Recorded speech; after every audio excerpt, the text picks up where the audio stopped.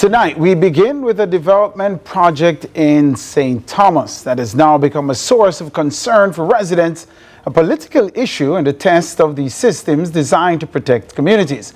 A fish farming project is under construction in Barking Lodge next to a primary and infant school. The Member of Parliament for St. Thomas Eastern, Yvonne Rosemary Shaw, is calling for an immediate investigation by the National Environment and Planning Agency, NEPA. She says residents have raised questions about environmental impact, public access to the beach, and whether all necessary approvals were obtained. But the developers say the project is taking place on private property with regulatory guidance. Tonight, who is right? And more importantly, were the right processes followed? Then a political firestorm in Manchester. The Jamaica Labour Party caucus at the Manchester Municipal Corporation is calling for the resignation of PNP Councillor Mario Mitchell following a leaked voice note allegedly discussing strategies to attack the government's NARA program and smear its CEO, Major General Anthony Anderson. The question now, was this simply political strategy or a crossing of the line? And then later, Cabinet Minister Dr. Andrew Wheatley has received a temporary legal shield from being charged by the Integrity Commission. The Supreme Court has granted an injunction until the court determines his application for judicial review. What does this mean for the Integrity Commission's processes and the wider fight against corruption? And as Jamaica prepares to mark Emancipation Day tomorrow, we reflect on the history, the meaning, and the cultural expressions that continue to define a nation. I'm Tyrone Reed, and this is Lead Story.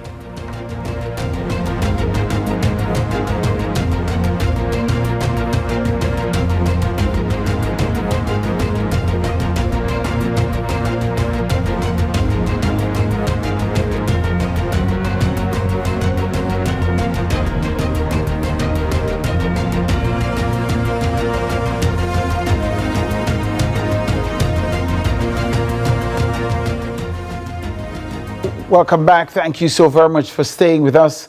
In St. Thomas, a development project has become the epicenter of a growing debate about environmental protection, community consultation, and the balance between investment and public interest. The Member of Parliament for St. Thomas Eastern, that's Yvonne Rosemary Shaw, is calling on the National Environment and Planning Agency, NEPA, to immediately, she says, investigate the construction of fish ponds adjacent to the Barking Lodge primary and infant school. Shaw says her request to NEPA is not about opposing development, but ensuring that all developments follow the required environmental and planning rules. However, St. Thomas Farms Limited, through its director, Dr. Michelle Charles, who is the former Member of Parliament for St. Thomas Eastern, says the development is taking place on private property and is being done in accordance with the requirements from the relevant government authorities. The company says no water will be introduced into the ponds until fencing is completed and the area is secured. It argues the aquaculture project could create jobs, support farmers, strengthen food security, and bring new investment to Eastern Jamaica. So tonight, the questions are, were all the required approvals obtained? Were residents properly consulted, and can development move forward while addressing legitimate community concerns? Yvonne Shaw joins me now. Top of the evening to you, Madam MP. Welcome to Lead Story. Yvonne Shaw, are you with us? We're hearing Yvonne Shaw, but not so clear. Let me try again. Yvonne Shaw, top of the evening to you. Welcome to Lead Story. Good evening. Good evening to you. Are you hearing me clearly? Loud and clear, Madam MP. Thanks for joining us. We're also being joined by Yannick Ogilvie. She's a resident of Barking Lodge, and Tanya Johnson, who is the principal of the Barking Lodge Primary and Infant School. Top of the evening to all of you. Welcome to Lead Story. All right, let's begin with you, Madam MP. We have... Hold on. Wonderful. Madam Principal, are you with us? Yes, sir. Top of the evening to you. Welcome to CVM's Lead Story. And Yannick Ogilvie, are you there? Yes, I am. Good evening. Wonderful. Top of the evening to all of you. All right. So let me begin with the MP here. Madam MP, we've done our checks here at CVM TV. We've reached out to the National Environment and Planning Agency, and they have no record, they tell us, of an application for this project. Does that surprise or concern you?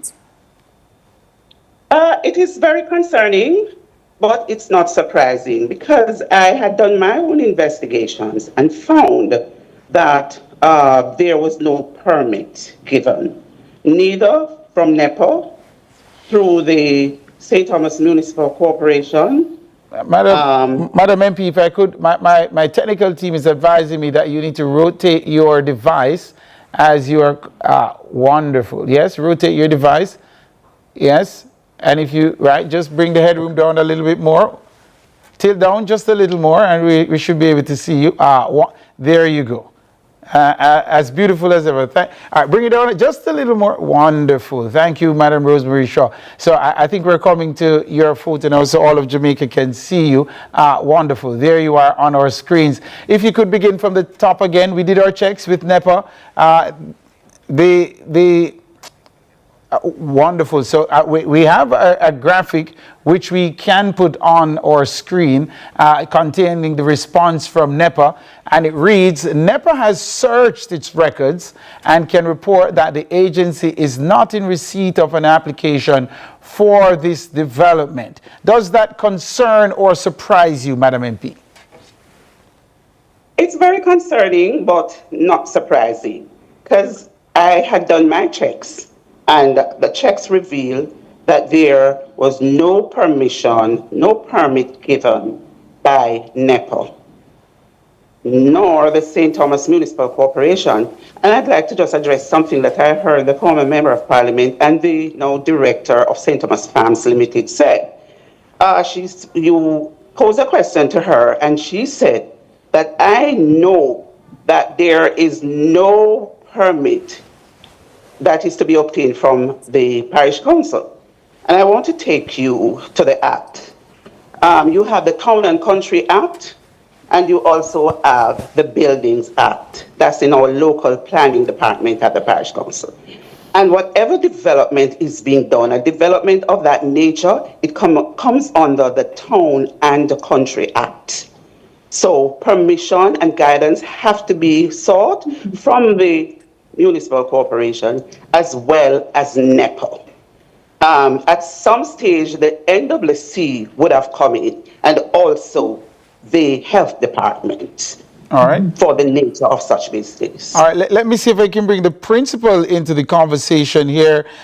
Principal Johnson, Tania Johnson is with us. She's principal of the Barking Lodge Primary and Infant School. And the concern is that these ponds are being built in proximity to where the students actually play, that play field. The director of the company behind this development, Madam Principal, has said she has had conversations with you, the director of St. Thomas Farms Limited, the former Member of Parliament, Dr. Michelle Charles. Have you spoken to Dr. Charles concerning this project, and does it have the support of the school? Well, good evening, everyone. We had spoken before this initial thing started, but the agreement was that we would meet and then do the outline for whatever fencing, because it's their property. We can't tell them what to erect there. It's not really conducive to school, but at the end of the day, it's their private property. We can't tell them what to erect there, but we have to set a boundary in terms of where the borderline would be for the fencing, and it has to be completely fenced, because we have to think about the safety and the security of our students. That's our first priority. So the fencing that they have erected now, it's too far in onto the playground, so it can't be like that. It has to be where the border is. Originally, this school has been established from 1965. And the community members can tell you that the border that is there, that is the original border. So if there's going to be any fencing, it has to be where the original border is. So are you concerned about the safety of the students under your care? As it is right now, are you concerned about their safety? Yes, it is a top priority because without the fencing, there can be no fish tank there. I can tell you that. Because if it's not going to be fenced, there can be no fish tank. Dr. Charles has given a commitment that the fish farming will not commence until the entire property is fenced. Does that give you any comfort at all? Yes, it does, but the fencing would have to be at the border where it was originally. So we don't have a problem with the fencing, but it has to be where the border is. And why do you insist on it being where the border was? What's the reason for that? Because What has happened today? original fence. The original fencing, they have started digging, but the digging is not where the border was. So it's encroaching on the playground. Oh, so you have less play area. Oh, Yes. okay. I see what you're saying. So you'd want them to move the fence back to the Yes. original boundaries. Original, yes. All right. Let me bring the resident who is with us from Barking Lodge into the conversation, Yanika Gilvey, a resident who is there with the principal as well. Good evening to you, Yanika Gilvey. Thanks so much for joining us. Your reaction to this development, are you in support of the aquaculture development? Good evening again. While I am not against agricultural development, I am not in agreement or in support with the digging or the fencing that is going on at the school. That's a no-no. That's not safe for our children, health-wise or security reasons. No, it's not. I'm not supporting.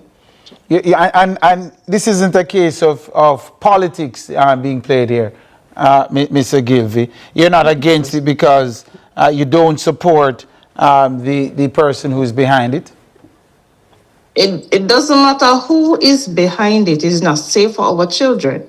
And this is not on a political basis. It's not safe. You can't have, they're encroaching on our playing field or all of that. What about, where are they going to play? What about recreational activities that the community comes and enjoys on a daily basis? That's a no. Oh. And they had cut the original fencing and bring it in to limit the space. So no, I'm not in agreement. So how much of the play area has been taken up by this development? Is there any playing field left? About half. About half. And you think that position is reasonable, Mr. Gilvey? Isn't that play area, wasn't it donated by the people who are building this aquaculture pond? I am not aware of that. I'm not aware of that. It's the playground that we have been seeing here. You're not And this is aware a of it? playground that has been using from 1965. All right, so you're saying it's the safety, so the fence gives you no comfort. Even if they fence it at the original border, you'd still be opposed to the project? Yes, I would. Because health-wise, what about? All right, we have to take a break. We're going to keep you into the next segment before we let you go, but we're up on a break. We have to take a break.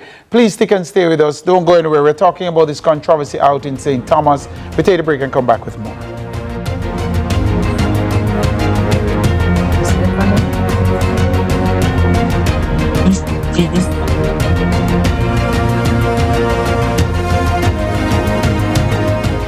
Unemployment rate has fallen to 3.3%, down from 13.2% in 2016. Our government's continued focus on job creation is delivering real results. We are building Jamaica. The time by the Office of the Prime Minister is... In the heart of the Caribbean lies a beacon of financial opportunity. Welcome to Jamaica, where beauty and vibrance meet business and innovation. At the forefront of making Jamaica a robust financial hub, the Jamaica International Financial Services Authority leads the charge with trust and integrity.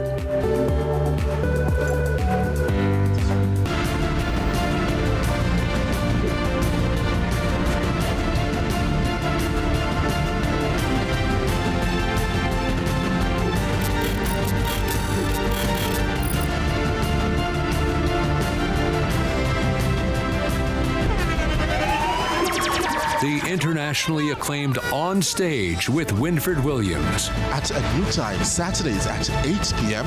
on CVM TV. So much more than entertainment. Let's delve deep into the issues. We'll take you beneath the surface. Greetings and salutations. My name is Orville Higgins, and it's another edition of Fan Central. Talking to the people at the heart of the top sporting stories.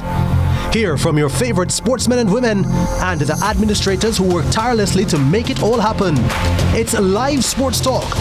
I've written an entire article. Yes. Looking at all the major issues every Tuesday at 9 p.m. It's Fan Central.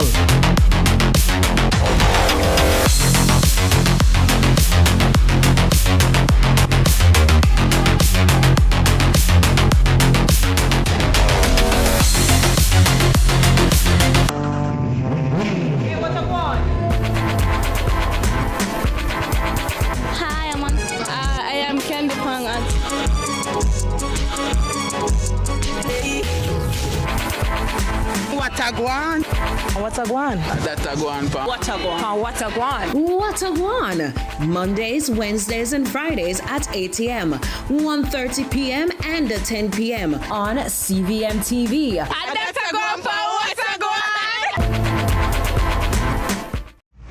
I'm me, the style is no scammer, no style me. From the market to the farm to the office, money talk is everywhere. But are you making sense or nonsense?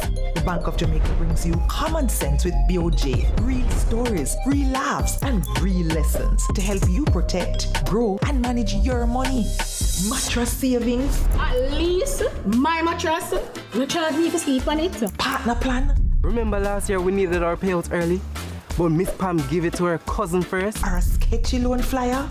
Electrifying deals. See why making the right financial choices is pure common sense. Brought to you by Bank of Jamaica, empowering everyday Jamaicans one episode at a time. Grandpa, it's 2026.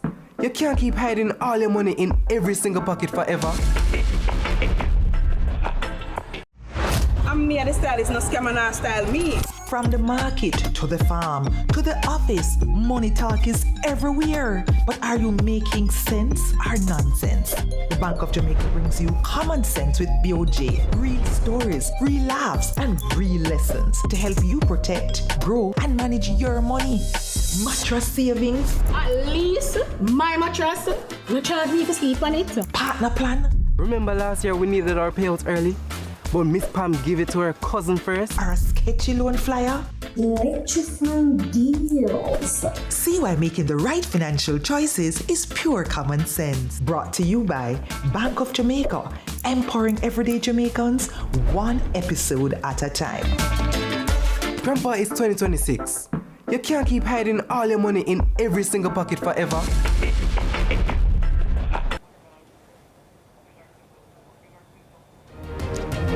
Tilt down some more for us, please.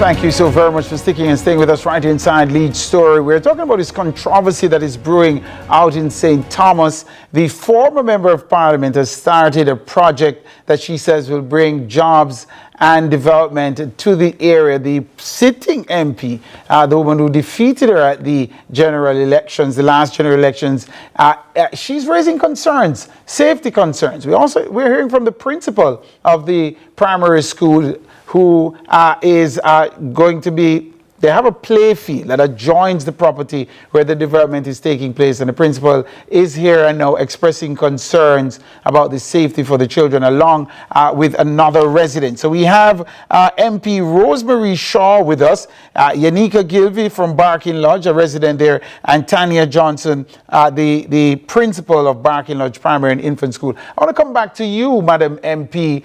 You've heard there from the principal, you've heard from the residents, and for those who might be saying, look, this seems to be taking on a political undertone, you're saying that's not the case, this is simply about the safety of the children. Simply about the safety of the children.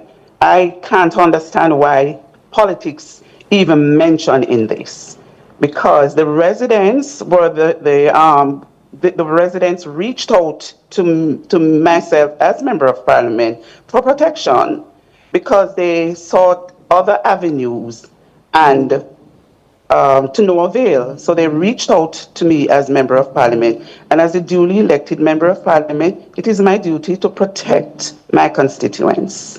What do you think should happen, because we're about running out of time, Madam MP, should happen now that NEPA is saying they have no receipt of any application for a permit for this project? What do you think should happen now? Well, I think that NEPA should step in, and all the other stakeholders should step in along with a community meeting to solve this situation. It's not that the situation cannot be solved, but it needs all the stakeholders on board and to do the right thing. Here, the principal and also a member of the community spoke about the playing field, that they have taken up almost a half of the playing field. And, that in itself is a problem, along with the permit that has not been granted for this operation. All right, let me see if I can give the final word to Principal Johnson and Ms. Ogilvy, the resident from Barking Lodge. How concerned are you that NEPA is saying we have not granted approval for this development? How concerned are you, Principal Johnson? That's concerning because we would have wanted them to get the whatever permission, whether from NEPA, Public Health Department, or the other stakeholders, to say that it is safe for you to erect a tank so close to the school, and we would want a meeting with community members as well as the developers. So we'd want an urgent meeting with all the MP and everybody else and the developers. Principal Johnson, did you, when you met with the former member of parliament, Dr. Charles, and she told you about the project, did you give it your stamp of approval? Well, we were supposed to. Unfortunately, it seems we've lost the connection there with Principal Johnson. To Sorry about that. We lost you there, Principal Johnson. The marking. Principal Johnson, we lost you there. Could you just repeat that for me? When you met with the former MP, did you give the project your stamp of approval? I spoke to her on the phone, and we were supposed to meet to decide the area. I'd spoken to my board members, so I told her that we need to meet for the to do whatever is supposed to be done, and then we have to meet with the community members because they are the ones who are here, and it's their kids. Because at the end of the day, you cannot have a school without the parents. And remember, it's the parents, students coming here, so we have to take them into consideration. So the short answer is, because I'm running out of time, the short answer is that you did not give it your stamp of approval. No. And how concerned are you, Mr. Givey, that NEPA is saying we have not permitted this development? As a parent and having a child come to the school, we haven't received anything. We haven't heard. We haven't got any meeting of such sort. So they need to fix that part of it, because the residents came and they are trying to tell the persons who are in authority that this is the school playing field, and it seemed to be like it's a war thing. So we haven't heard anything. All right. we have to leave you there. We're out of time. But I want to say a big thank you to Tania Johnson. She's principal of the Barking Lodge Primary and Infant School. Yanika Gilvey, a resident from Barking Lodge. And, of course, the MP for St. Thomas Eastern, Yvonne Rosemary Shaw. Thanks to all of you for agreeing to be with us here on Lead Story. I appreciate it. Thank you very much. Thanks for having us. It is my pleasure, and I am vindicated. Thank you very much, Thanks for Madam. having us. Indeed. Yeah, thank you. Indeed. Let's change gears a bit right here on Lead Story. I want to bring to the table Omar Miller. He's the chairman of the JLP caucus, the minority caucus in the Manchester Municipal Corporation. Why is he here? The leaked voice note scandal rocking the People's National Party. The minority caucus has called for the resignation of a PNP member of the municipal corporation because allegations are swirling around that he is the person heard in those voice notes, but he has neither confirmed nor denied that. Yes, and CVM News isn't saying that the councillor is the person on the voice notes. We tried to get him to join the conversation here, but we've not been able to get through to him. But Omar Miller, the chairman of the JLP caucus in the Manchester Municipal Corporation, he joins us now. Omar Miller, welcome to CVM's Lead Story. I think you're muted, Mr. Miller. Thank you, sir. Thank you for having me. Indeed. Why are you calling for the resignation of your colleague councillor across the divide when it has neither been confirmed nor denied whether he's the man in the voice notes? Well, you know, he has not confirmed or denied to the public, but at our local Board of Health meeting, I would have approached him and I would have said to him that there is a leaked voice note out there. And I know persons sound like person, but I want to ask you, are you the person on that voice note? And he said yes. And I said to him, then why is it that you have not, so far, you have not come out and apologized. And in my view, hold on for me, Councillor Miller. You're giving us new information here. You approached Councillor Mario Mitchell, your colleague councillor in the Manchester Municipal Corporation, and you asked him pointedly, you say, whether or not he was the man heard in the voice notes, and you're saying he confirmed to you that he was the voice heard there? He confirmed to us at that meeting. We were in a meeting. On the record? Yes, he confirmed. Would that have been recorded in the minutes of the meeting? I cannot say because, you know, the recording secretary sometimes will, you know, there are some things that will be said, and from time to time they will exclude it from the minutes. And this is an official meeting. Once again, I just want to set the table straight, and then you just remember what you're giving us. This meeting you're referencing is an official meeting of the Manchester Municipal Corporation. Yes. The local Board of Health meeting that was held this Tuesday. And he, as a matter of fact, he went as far as to say that I have nothing to apologize for. I am not going to apologize because I have seen worse. And that to me, as a director and a servant of the people, speaks to the type of individual and the integrity of that person. And if that is the case, then I have no remorse at this stage. And I am confident that Jamaicans and a lot of persons are alarmed. But what was even more alarming? I want you to hold what was more alarming, Councillor Miller. Please do not go anywhere. Folks, this is Lead Story, riveting stuff here. We're hearing from the councillor, the leader of the minority caucus in the Manchester Municipal Corporation. We'll take a break right here and come back with more.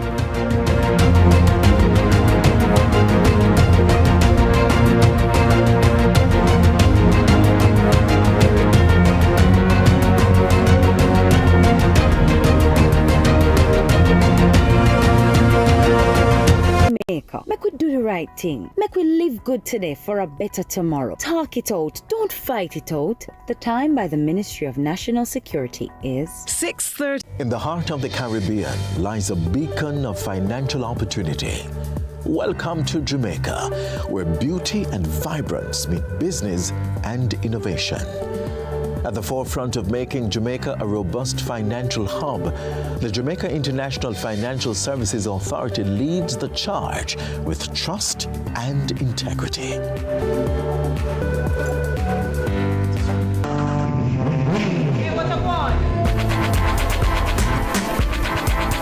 Hi, I am Candy Pang.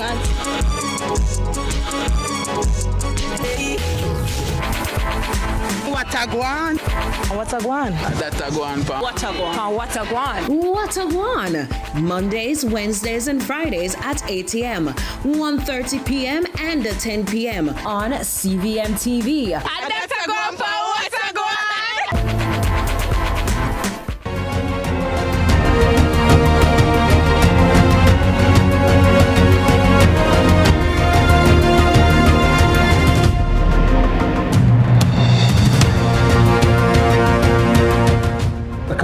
Welcome back. Thanks for sticking and staying with us. Riveting stuff unfolding here inside Lead Story. We have with us the leader of the Minority Caucus in the Manchester Municipal Corporation. His name is Omar Miller.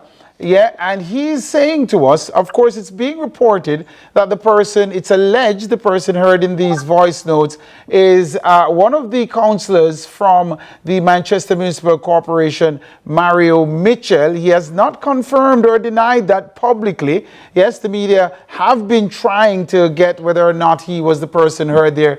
But tonight, we're hearing from Councillor Miller that he confronted Councillor Mitchell at a meeting of the Manchester Municipal Corporation, one of those meetings that they have at the Manchester Municipal Corporation. And he's saying to us he admitted that he was the person on the voice notes and that he will not be withdrawing it. Of course, we will do our best to try to get a confirmation from Mario Mitchell as to whether or not what's being alleged here tonight is true. But Councillor Miller, talk to us. The meeting, we asked about the minutes. Was the meeting recorded? Was a camera rolling when you launched this inquisition? It's not a meeting that we would have the media, and so the recording secretary for that meeting would have the minutes. But my councillor colleagues, the two JLP councillors, Councillor Morant Baker and Icival Brown from the minority, they were there. And, you know, I'm saying that you can confirm with them, but also if the other councillors on the other side are truthful, they would also admit that the gentleman did say that he would not apologize and he would not withdraw the statement. And that to me is why I'm asking at this time that he resign, because you cannot hold a public office of such sort and, you know, trying to hamper the progress of the government of the day, which will benefit you and your people. Did he receive any support? Did he receive any support from his colleague councillors on the PMP benches in the? All of them on the other side, all of them jeered in applaud when he said it, as if they are in full support, and that is what I'm saying is very alarming. And finally, to you, because we've gone over time, but I have to ask you, how egregious was what you heard on those leaked voice notes? You know, it hurts me to know that in a time post-Melissa, when so many persons are, you know, trying to recover, trying to fix back their life, and the government has put in initiative to help these persons, and to hear my colleague, which took an oath, right, to serve the people, to put partisan beliefs and personal beliefs over the service of the people, is really a low bite. I am at this stage, to me, I think that it is a sad day in history when the Manchester Parish Council have a corps of councillors, because I have to say councillors because some of them are in support of him, who have and share that belief. Councillor Omar Miller, pardon me, he's the chairman of the JP caucus in the Manchester Municipal Corporation. Please, we're going to have to invite you back, Councillor Miller. Thanks so much for making the time to be with us tonight. Thank you very much. Indeed. All right, we have to switch gears once again right here inside Lead Story, and this time we turn our attention to the Supreme Court that has granted an injunction preventing the Integrity Commission from charging Cabinet Minister Dr. Andrew Wheatley until the court hears his application for a judicial review. Now, Dr. Wheatley had applied for leave to challenge the Commission's recommendation that he be charged with a number of offenses, including illicit enrichment. The court has recommended that the judicial review application be heard by a panel of 3 judges. The Integrity Commission had alleged disproportion between Wheatley's assets and his declared income of approximately $164 million.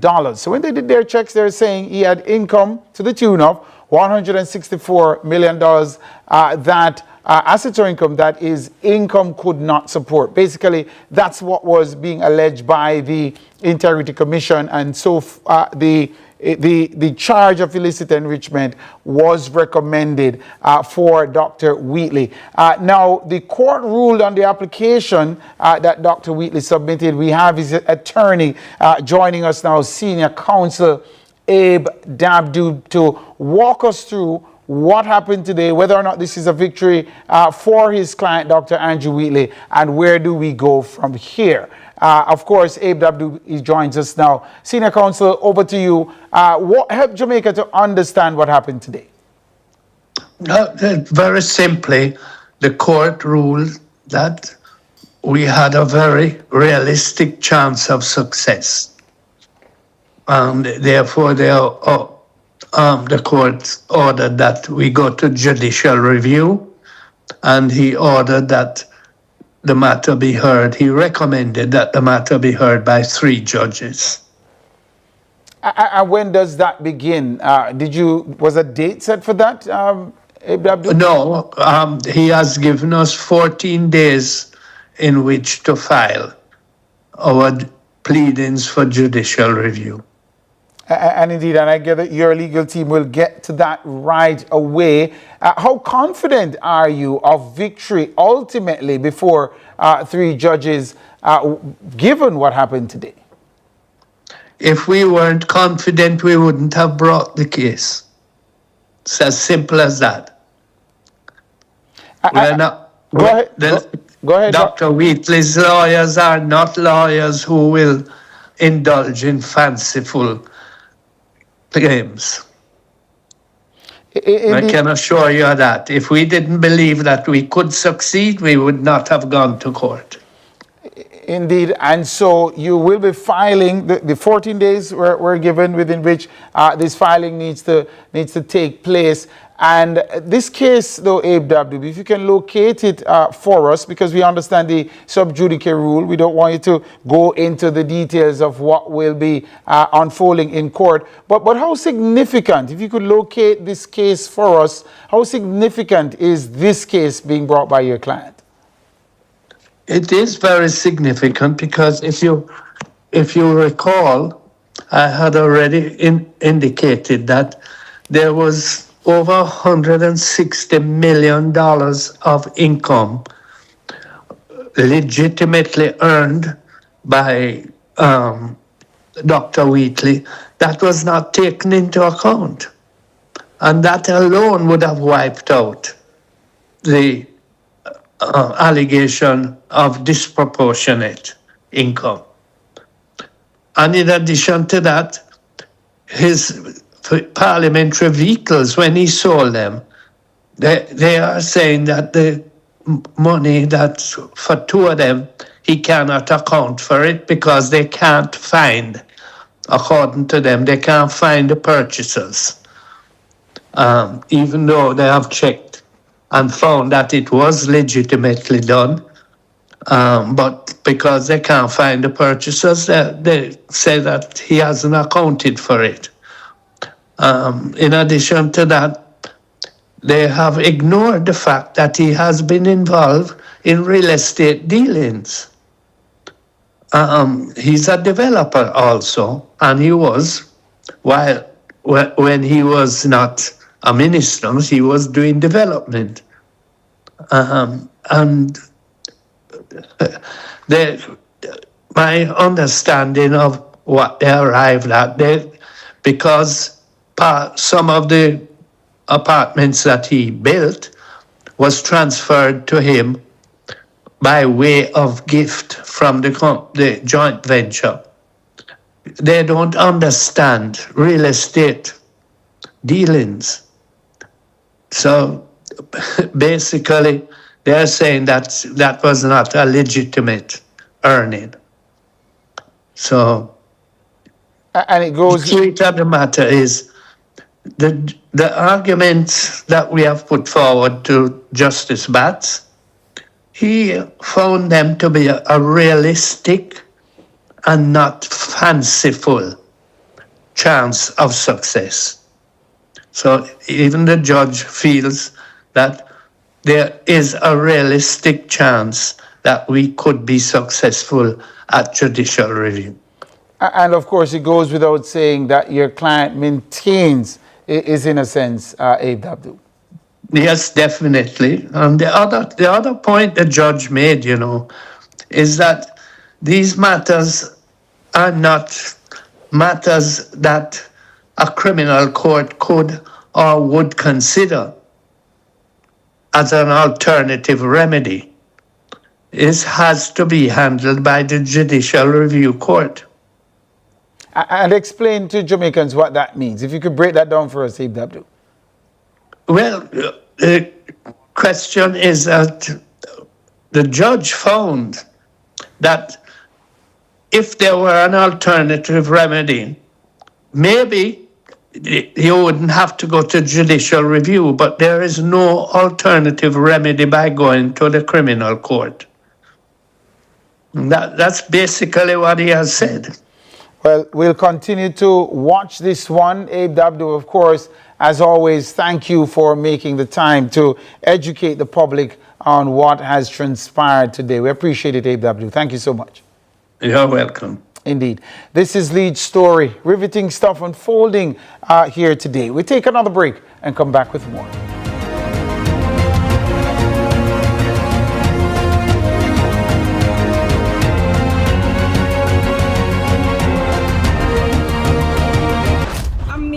No scammer not style me. From the market to the farm to the office, money talk is everywhere. But are you making sense or nonsense? The Bank of Jamaica brings you common sense with BOJ. Real stories, real laughs, and real lessons to help you protect, grow, and manage your money. Mattress savings. At least my mattress. No charge me to sleep on it. Partner plan. Remember last year we needed our payouts early? But Miss Pam gave it to her cousin first. Or a sketchy loan flyer. Electrifying deals. See why making the right financial choices is pure common sense. Brought to you by Bank of Jamaica, empowering everyday Jamaicans one episode at a time. Grandpa, it's 2026. You can't keep hiding all your money in every single pocket forever.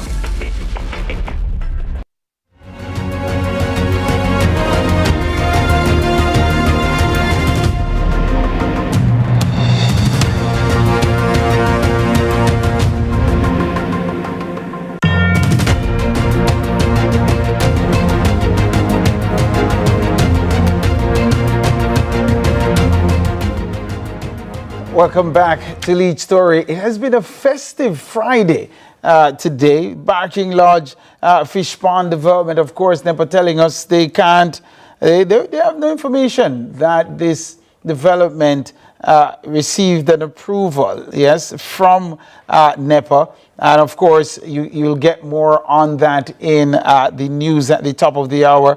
The Manchester Municipal Corporation, the Minority Caucus leader says he's calling for the resignation of his fellow councillor on the PNP side of the council, because he says he admitted in a meeting there that he was the person heard on the voice notes and that he's not apologizing. And of course, we just heard from Dr. Wheatley's attorney, Abe Dabdoob, saying, look, they will continue to press on. Dr. Wheatley maintains his innocence. Now we want to turn our attention to the Emancipation Weekend, which begins in a matter of hours. Tomorrow marks Emancipation Day, a day that commemorates the end of slavery and reflects on the struggle, resilience, and contributions of our African ancestors. Beyond the ceremonies and festivities, the day provides an opportunity to examine how history continues to shape Jamaica's identity today. From cultural expressions to national reflection, emancipation remains a significant part of the Jamaican story. Cultural commentator and icon, we could say, a cultural icon here in Jamaica, and she has twisted her head to the side in response to that. You might not be seeing it, but I'm seeing it. The great Faye Ellington joins us. Top of the evening to you, Lady Faye. Good to have you on. Thank you for having me, and on the eve of the celebration of Emancipation Day. And I say on the eve because so many people are on the way to Seville in St. Anne, where it's an annual celebration. Lots of things will happen, performances, different aspects of our culture will be on display, Indian, Chinese. I'm not certain what the exact program is this evening, but I know that they try to incorporate everything.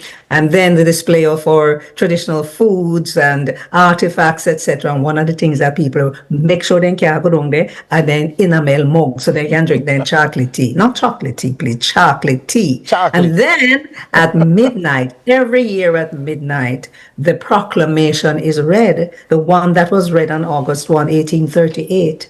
Every year at midnight. And I don't know if we are aware that all parishes do something to observe the Emancipation Day activity. So, let me just back up a bit. I'm not a historian, but I love my culture. And sometimes, we just need to spend some time. I congratulate you on putting this into perspective. 1834 is when the slaves heard that they were going to be free. And the news came after, said, going to take about 4 more years. So 1838 is when the actual emancipation took place. And I don't know, do I know? Some of us still not quite emancipated in certain ways. The mental slavery that upon we.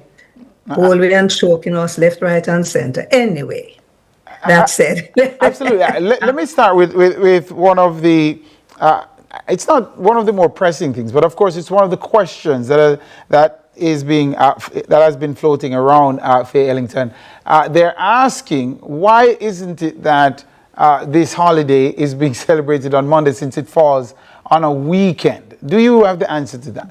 No, there are rules and regulations that govern the observation of holidays. I think if it falls on a Sunday, then you get the Monday. I believe it's like that. But it's not anything that is different this year. It is being done following the rules and regulations for public holidays. And if you look at the JIS website, it will all be there. Oh, absolutely. And Emancipation Day, among the holidays that we have, and of course, it's one of those that is really held in reverence by a wide cross-section of Jamaicans, because the weight of what the holiday means. If you could help us to locate, which you started to do earlier in your response, just the weight of the importance of this particular holiday and why we need to ensure that successive generations understand that.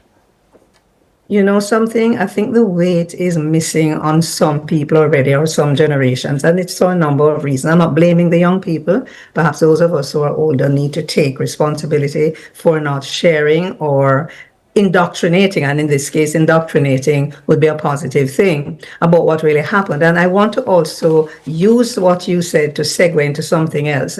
When the two things came back on stream and we started saying emancipendence, I too did it. But when I listened to the pure historians speak about it, I said, no. We're not to be talking about emancipendence. It's two distinct events, and we need to give each one the respectability and the understanding. Because when you think of what led to emancipation, when you think of the conditions on the plantations where the slaves were, those enslaved were, and by the way, let me use the opportunity to say too, no slaves were brought from Africa. It was people like you and me, and then when they were brought into the plantations, then they were enslaved. That's right. So we must get the language right. You understand? So we need to, for example, what is happening at Seville this evening is great. People are meeting and greeting and drinking chocolate tea and all of that. But I wonder how many people are sitting and reflecting and saying, wait, what really did go on? And who fight for this thing here? And then even after they don't fight, and then connect it with your national heroes. Listen to, what happened with Sam Sharp and the Christmas Rebellion. Go up to 1865, because even though, what happened was 1834 and then 1838, look at what happened in Morant Bay in 1865 with Paul Bogle and George William Gordon. So the history is flying over people's heads. And so that brings us to another point, that history really should be taught in high school. It should be mandatory right up to sixth form. That's what I feel, how I feel. And certainly and not just history, but the history that's relevant to our people. The history that is relevant. Yes. Absolutely. So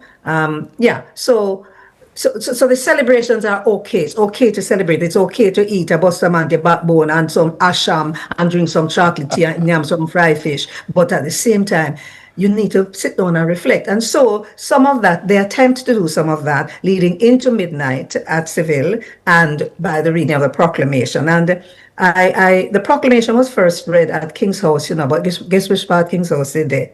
In a Spanish town. The old King's House was in Spanish town. So maybe at some point we need to take the celebrations back to Spanish town, but we have to fix up the place, because the archives are in Spanish town, the old King's House, the facade is there still, the St. Diego Cathedral is there. It's historic, but like so many of our historic places and spaces, they have been neglected. It's interesting, and I want to stay on that point because I want to come back to the twinning of Emancipation Day and Independence Day, because there have been calls for that. But this business of remembering how solemn this moment is, it's perhaps something that we need to be more deliberate about in terms of the planning for these celebrations. We should carve out a space to ensure that, there's just this solemn moment where people really pause to say, let's really reflect on what transpired here. You're so right, and I'm relying on people like yourselves. Media play an important role to push for something like that, and also to understand why the two need to be separated. Why the emancipation is so nice, but why we need to separate it and focus what really gone leading up to emancipation, then what went on leading up to independence. When I think of universal adult suffrage, Jamaica got universal adult suffrage where people could have voted long before the U.S. got it, the big U.S. You understand? We got it in 1944, them get it in 1967 or something like that, right up in the 60s. And so we were forward thinking, and we were making some very powerful moves. When you think of the role of a Marcus Mosiah Garvey, our first national hero, and Sir Alexander Bustamante and Norman Washington Manley. When you think of, all of those persons who have been called national heroes. And then there are many other persons who have contributed, Taki and them people there, we need to, boy, you've raised a very important point. And maybe too, media houses, even though the traditional media houses have been squashed a little bit, but there's still a role to play by the programs that are put out leading up to this time, and the information that is shared and how it is shared, so that it's not just heavy, I'm going to beat you over the head, you have to learn some history, but in such a way it's innovative and creative that people really want to sit and get it and say, yeah, this is where we're coming from. I'm being told I only have 2 minutes, Honorary Colonel. I should have opened with that. But let me say, for those who are pushing for the twinning of these holidays, the argument is there's a nexus between the two. And so the two can be celebrated together. Is that a reasonable argument? No, not for me. Not that. No, when the historians and the people are into this thing, even deeper than I am explaining, the period is celebrated, beginning with Emancipation Day on August 1 and Independence Day on August 6. It's two different kinds of celebrations, and the events were quite different. quite different, distinctly different, right? Leading up to Emancipation Day and then leading up to Independence Day are two different something. So I think maybe when we explain it, yeah, it might look easier and tidier to just say it, Emancipation and just put everything, lump everything together. But we really have to think about what it is we want people to understand and to believe about our history, or know, not just believe, but know about the history and how they should interface with it and what it should mean to them. Many people call her Auntie Faye. She's an honorary colonel in the Jamaica Defense Force, and of course a cultural icon, some may say, a cultural commentator. Faye Ellington, ladies and gentlemen, thank you so much. Thank you very much. Get some historians on. I'd love to hear Professor Vereen Shepherd and Professor Rupert Lewis and all the others who can give you far more depth and understanding than I could ever give. Absolutely, and we hope to continue the conversation. Thank you so much. I hope you see my things. You see my colors? Thank you. You see my colors? Yes, we do. well, enjoy, but thank also you, and likewise. That's all we have time for tonight. Yeah. Thank you so very much for being with us. The top of the hour, CVM News.